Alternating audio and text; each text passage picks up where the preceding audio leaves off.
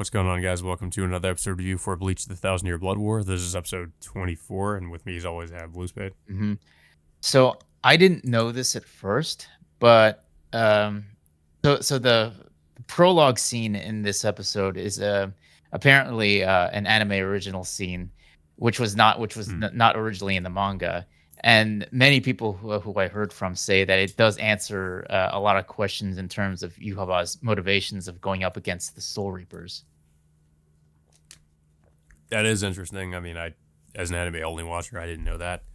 Um, but yeah, the scene basically is an exchange between a younger version of Yuhaba with Ichibei, and basically they're trying to negotiate some kind of a deal where there would be like a basically peace between um, his world of the Quincy's as well as the Soul Society, which Yuhabad doesn't kind of turns down, like he doesn't agree with, and there is basically like sort of uh, a fight kind of breaks out, but Yuhaba is shown like basically he tries to touch Ichibei and is shown some kind of vision of the Soul King, and I guess he comes to some sort of understanding about the Soul King. We don't exactly know what it was, but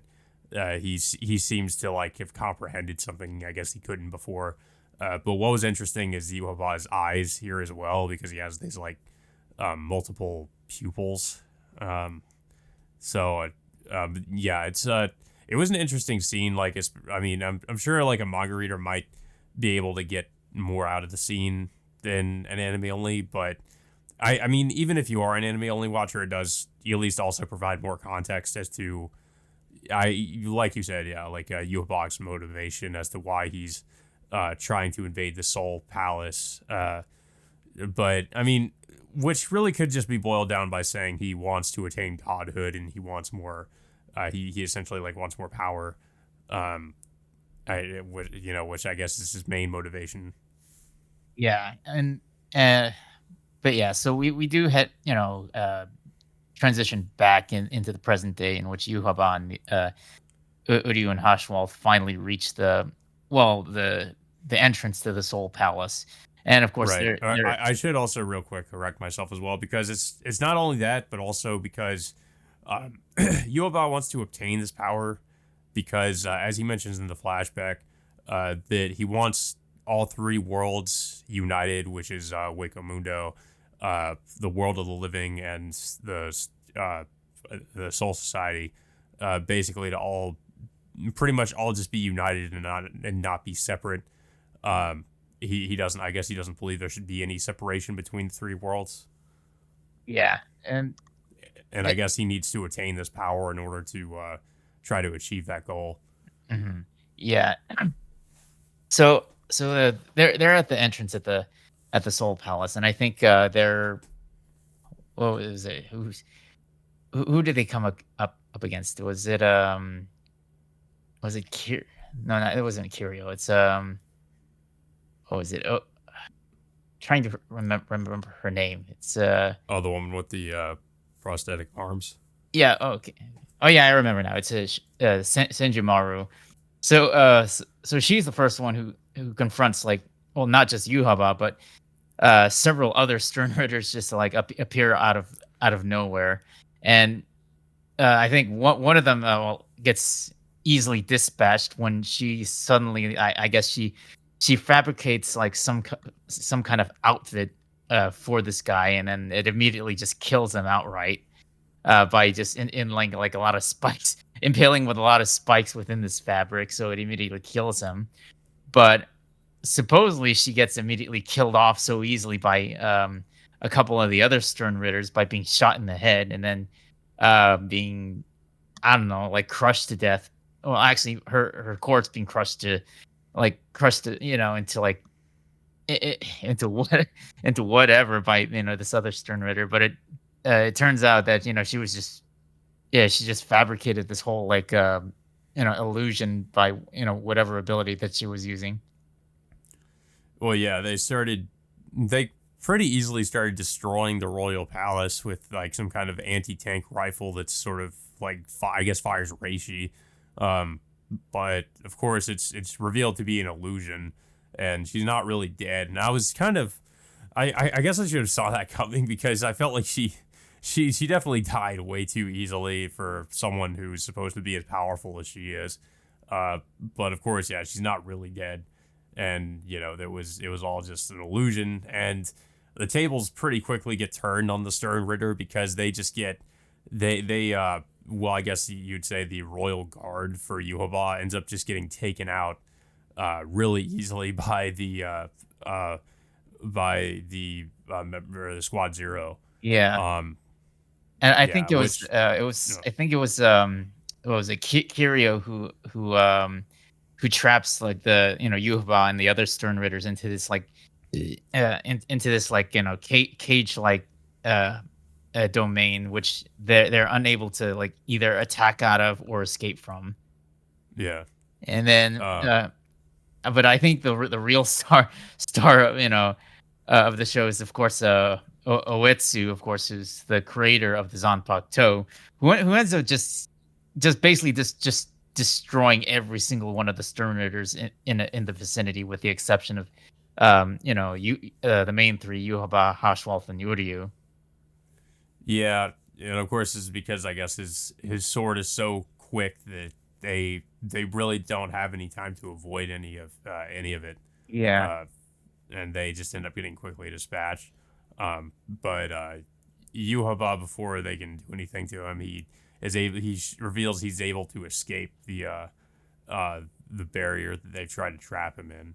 yeah, and Um, but we also cut back to Ichigo and his friends who are about to launch into the to go to the royal palace in that rocket. yeah, and but before they can leave, what was it? Ganju ends up showing up.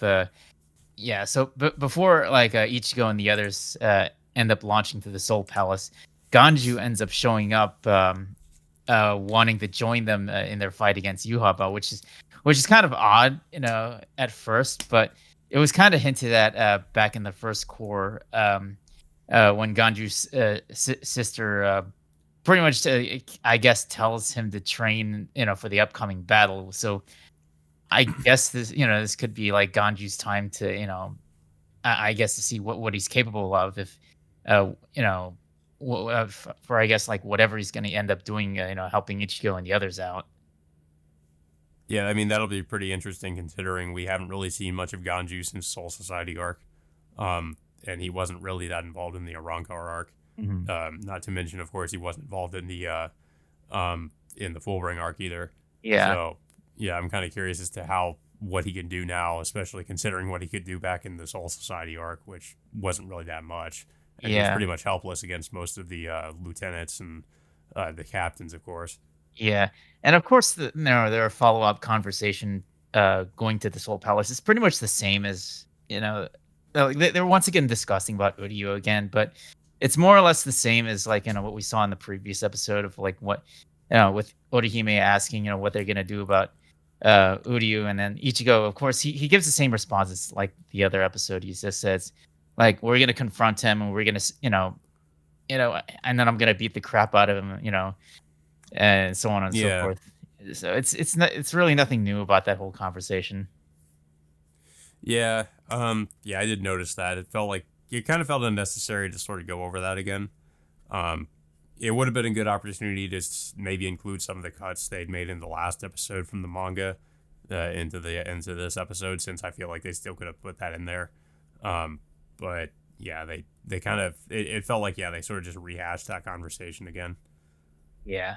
But, well, like I said, it's so going back to the Soul Palace, like you said earlier, Yuhaba ends up managing to escape the barrier, and then of course, Ichibei ends up confronting him, before the episode ends. So that's, yeah, so that's where we ended off before the final two episodes will be airing in the next week. Yeah. Um, yeah, really good episode. Just really fast paced though. Like it felt like a lot of stuff just happened at once, especially with how the fight played out. with a lot of these Royal Guard members sort of, with the first time we've seen a lot of them just introducing themselves and then just pretty much immediately afterward being killed off. Uh, and the fight just like went by so quickly. But I guess it makes sense considering the power levels of the characters that we're dealing with.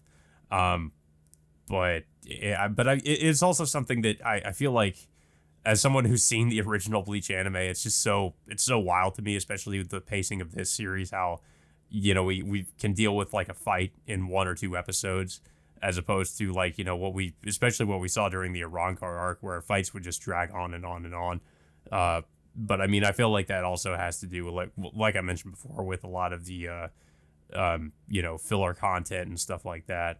But we don't, of course, because I guess we don't have that here. The pacing feels a lot tighter. I would even argue it feels almost a little bit too fast paced at times with how quickly things, get introduced and then just get dealt with like right afterwards. With especially with these characters that have just introduced themselves and get killed, like pretty quickly right after that. Yeah, with with the pacing, that the show has been going on, it feels like it could all be over by the third core rather than the fourth, which Yeah, it is supposedly, surprising to know. I mean, how long this is going to be, especially considering the pace at which this is going, and we're only on the second core, and I think this is going to be like 4 cores. Um, so I mean, it makes me wonder like what we still have to really go over here, considering it, especially considering it almost feels like we're reaching almost like the climax of the arc. But so I am really wondering as to what else there is to go over after this. I mean, of course, I know some of what is going to happen later, but it does have me kind of curious as to what else there really is to do. Um, so yeah. I guess we'll just have to see with that. Well, I'm still going by this one prediction I have back during the first core that they might do an anime original story arc featuring the original Gote 13 members, from the past. So they might end up covering that storyline. Maybe It even like the first battle between that group and Yuhaba's Sternritters at the time to see like how that battle unfolded. I mean, we only saw like a yeah brief flashback during that one episode, but maybe like they'll make a story arc that which will expand upon that, like they expanded on the on this on the prologue of this episode, which shows Ichibei talking to Yuhaba about that whole thing about having peace and all, in which Yuhaba ends up flat out denying altogether. yeah. I mean, it's possible we could have a mini arc in between this arc as well as maybe some more anime original content that sort of covers up some of the plot holes that were introduced in the manga version. Hmm. Yeah. Um, but yeah, it was definitely a great episode. I mean, I enjoyed it as much as everything else, but it definitely, like I said, it feels like everything went by just really quickly, especially the way the fights played out. Even though I did enjoy the fights, but everything feels very fast paced. Yeah. And it definitely feels like we're getting close to the end with with what's happening. Um, I'm really curious as to see, what Ichigo is going to do against Yuhaba, especially with him trying to get to the Soul King. Um, well, and I mean, it'll be interesting also to see like what Ichibe, if he can actually somehow overcome Ichibe, especially with what we saw in that flashback. But I think we also have to remember this is probably a much different Yuhaba, and that flashback probably took place like probably thousands of years ago or something. Most Um, likely. yeah. Yeah, but we still have two more episodes to go, and we also have to wonder like you know what role Udio is still going to end up playing, because whether or not like if he's like like I Udio, think this also I should mention too. I think it also could possibly conclude with some kind of a fight between not really so much Yuhaba and Ichigo, but probably like Uryu and Ichigo, especially going by the opening, which hints at some kind of a fight between them. yeah. I mean, there has to be some kind of no. There needs to be some kind of actual explanation as to why Udio just suddenly just joins the Stern Ritters out of nowhere. I mean, of course, like he did learn some of this through through his father a little bit, but he had to go through a lot of soul searching and digging through all that all of his father's material just to figure this out. So there's something he Hmm. must have learned, but for him to just suddenly join the Stern Ritters out of nowhere like this, it's just without any explanation. I mean, there has to be, like I said, there has to be like a more logical explanation as to why he's joining Yuhaba's forces like this, unless Well, I like mean, it's knowing Oryu's character, I feel like there's definitely an ulterior motive. yeah. But yeah, I don't really have too much else to say about the episode, though. I don't know if you have anything else to say about it. Yeah, like you said, it also went by pretty fast for me, and especially knowing that how powerful the Squad Zero is. I mean, I didn't think that like at first I was scratching my head as this seeing like um how easily Senjomaru it got defeated. What it appeared to be like an easy defeat for her, but it just turned out to be an illusion, which turns out to be, just a massive slaughter for the Stern Ritters themselves. Yeah, I was surprised at first, but I guess I shouldn't have been too surprised with her death being sort of a pretty much just a fake out. Didn't really happen. Yeah. Um, but yeah, guys. So that all being said, until next week, we will see you all next time.